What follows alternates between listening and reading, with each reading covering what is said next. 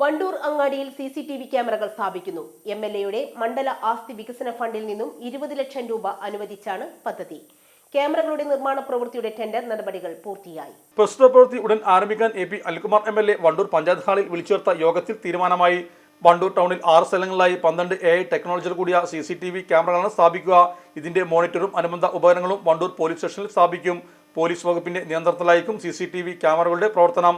AP Anilkumar MLA അധ്യക്ഷത വഹിച്ച യോഗത്തിൽ ജനപ്രതിനിധികൾ, പോലീസ് ഉദ്യോഗസ്ഥർ, പ്രവൃത്തി ഏറ്റെടുത്ത് നടത്തുന്ന കമ്പനി പ്രതിനിധികളും സംബന്ധിച്ചു. ടൗണിൽ CCTV സ്ഥാപിക്കുന്നതുമായി ബന്ധപ്പെട്ട് MLA ഫണ്ടിൽ നിന്ന് നേരത്തെ ഫണ്ട് അനുവദിച്ചിരുന്നു. പല കാരണങ്ങൾ കൊണ്ടും അത് അല്പം വൈകിപ്പോയി. പക്ഷേ ആ പദ്ധതി എത്രയും പെട്ടെന്ന് വൈകിയെങ്കിൽ ഇനി പൂർത്തീകരിക്കാനുള്ള നടപടികൾ ആരംഭിച്ചു കഴിഞ്ഞാൽ അത് ജില്ലാ പഞ്ചായത്ത് ഏൽപ്പിച്ച് ജില്ലാ പഞ്ചായത്ത് ടെൻഡർ ചെയ്ത് ഉടൻ തന്നെ CCTV ഇവിടെ പ്രവൃത്തി ആരംഭിക്കുകയാണ്.